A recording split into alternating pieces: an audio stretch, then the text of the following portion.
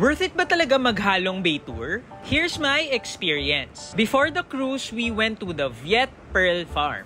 Here we saw how oysters are carefully cultivated and how real pearls are harvested. May jewelry shop din inside if you want to buy authentic pearls. Next, we went to the Halong International Cruise Port at ang ganda! Naghintay lang kami dito for a few minutes before we boarded our cruise ship. Once on board, they served us Vietnamese lunch, mostly seafood dishes. Wala talagang kupas ang sarap ng Vietnamese food.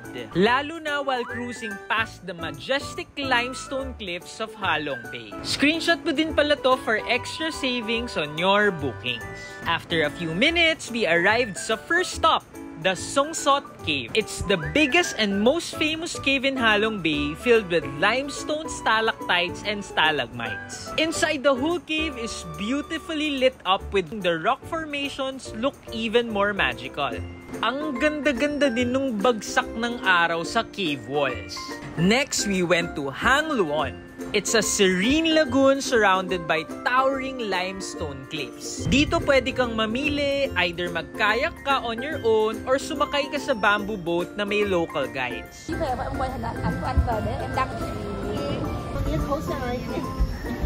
Row your boat gently down. Row your boat gently. Sinasadya ni Kuya. Ang masasabi ko lang, ang ganda. For the last stop, ang T-Top Island. It's famous for its white sandy beach where you can swim and relax. Highlight dito, the hike up to the viewing deck. You'll see the 360 panoramic view of Halong Bay.